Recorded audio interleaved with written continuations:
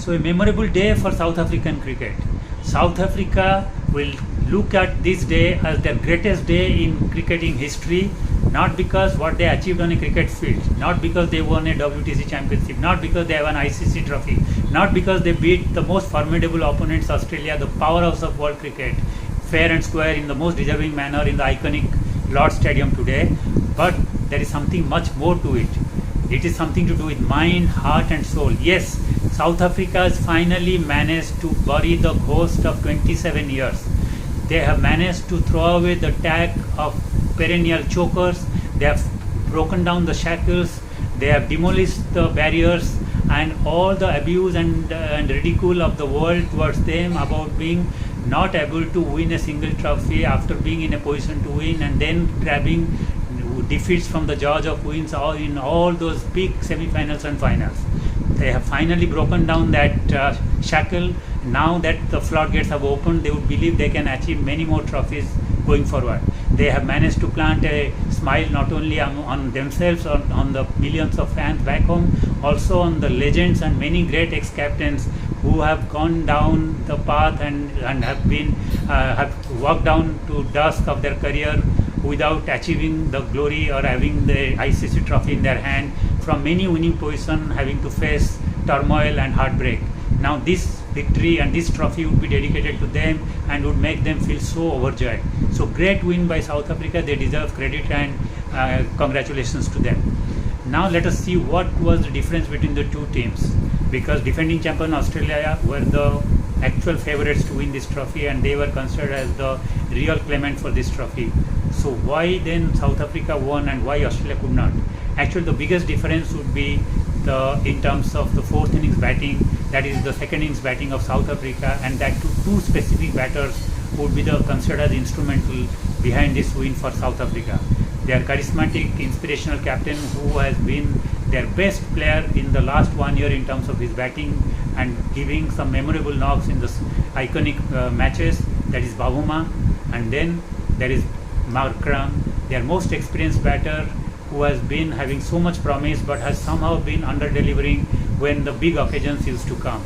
But this time he made sure he delivered and he became the chief architect of this famous memorable win and the trophy by being there and playing a great knock, a memorable big 100 to ensure that South Africa didn't falter. South Africa got the trophy they deserved this time.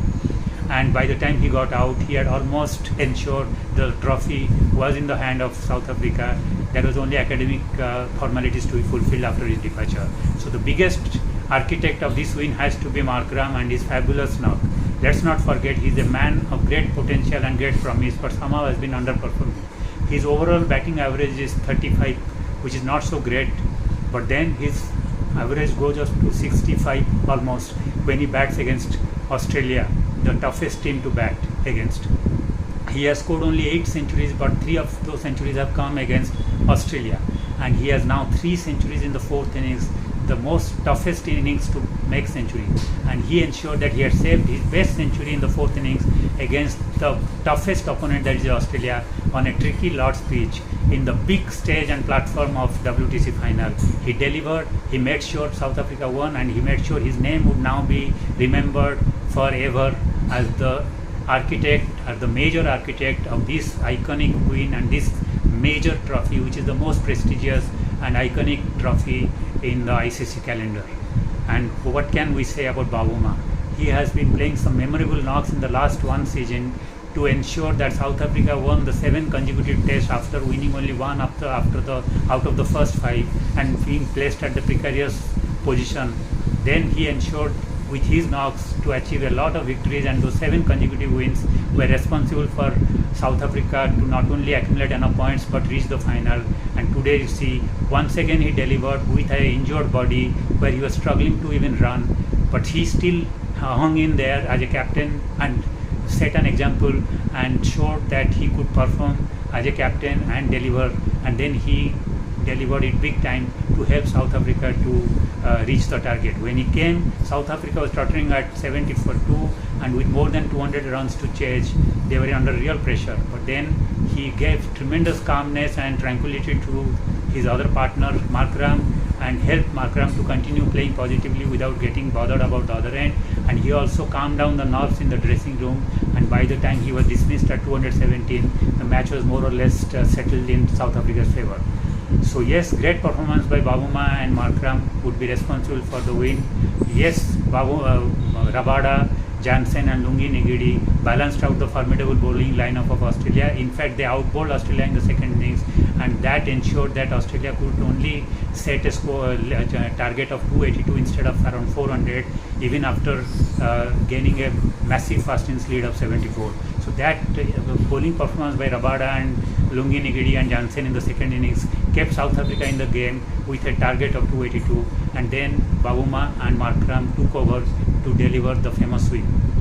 So yes, batting, bowling were responsible, and even fielding also South Africa were brilliant. So they actually outbowled, outfielded and outbatted Australia to win this WTC championship.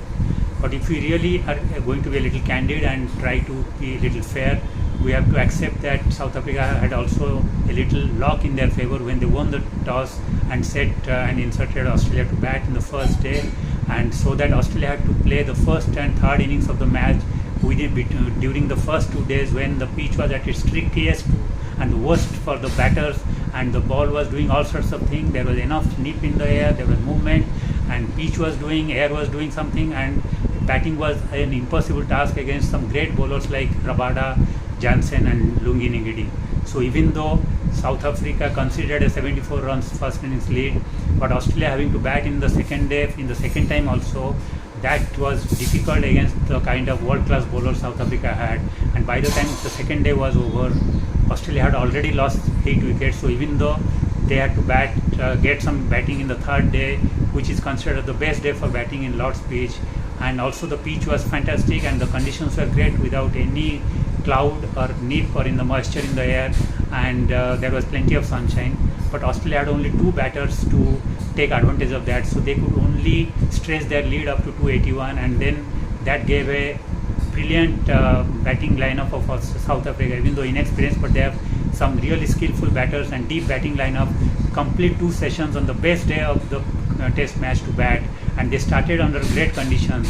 So even though they lost 2 wickets for 70, but those conditions allowed Babuma and Markram to consolidate the innings, and then they finished the second day at 213 for 2, and with just 69 runs to chase in the 4th day, and with 8 wickets in hand, even the great Australian bowling lineup didn't have enough runs to create enough dents to gobble up the 8 wickets. So that's where South Africa had a little advantage in terms of having to bat the major part of the second innings on the 3rd day.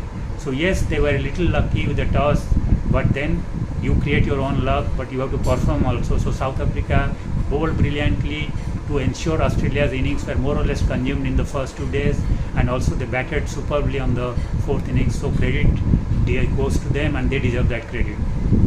And finally, let's talk about 2 fatal errors from both the teams.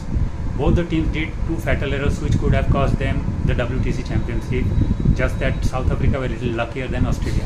South Africa bowled 10 no balls, and none of these no balls actually consumed a wicket. Otherwise, South Africa could have regretted that no ball, and Australia could have run away with the match. But luckily, those 10 no balls didn't cost South Africa much, and it was pure luck rather than anything that helped them to escape. But that is going forward, they know that they have lost so many big matches from winning position because of such cardinal or elementary errors, and they would not like to repeat this error in any of their future matches in the coming cycle. Whereas Australia also committed a fatal error, but that was very unkind to them, and they didn't get away this time. They dropped a catch, and as the cliche line goes, you drop a catch, you drop a match. And who can know it better than Australia as well as South Africa, because 26 years back, Herschel Gibbs had dropped a sitter of Australian captain Steve Waugh in the last league match of the 1999 World Cup, where Australia was chasing a formidable total and they had lost quite a few wickets and the chase looked almost impossible. But then Gibbs dropped the sitter. Steve Waugh went on to play an iconic and memorable innings and scored a century and took Australia to win, and Australia qualified for the semi-final, and then in the semi-final the tie happened and South Africa was knocked out and they were devastated, and Australia went on to win that World Cup. This time the same thing happened, but then the tables had turned. This time The mistake was from Australia. Steve Smith dropped the catch. That too of South African captain, this time of Babuma, when Babuma was on 2 and the score was reading 76 for 2 with more than 200 to chase. A third wicket at 76 would have really put South Africa in precarious position and the outcome could have been very different. But then Steve Smith dropped, Babuma composed himself and he never gave another chance, and he and then Mark Graham went on to add another 141 runs because Babuma finally got dismissed at 217. By that time the match was more or less over. So yes, that catch was expensive and Australia would go back thinking maybe they dropped the WTC trophy at that moment when they dropped the catch, just like how they had reminded Herschel Gibbs every time that when he dropped Steve Smith, South Africa had dropped the World Cup in '99. But then let us keep aside a dropped catch, a little luck with the toss or anything like that, because it's a 5-day test match, it's a world championship and it is the final. Ultimately a team had to play better than the other to win, and South Africa deservingly won because they outbowled, outbatted and outfielded Australia. Credit to them. Congratulations South Africa. Commiserations to Australia. Thank you.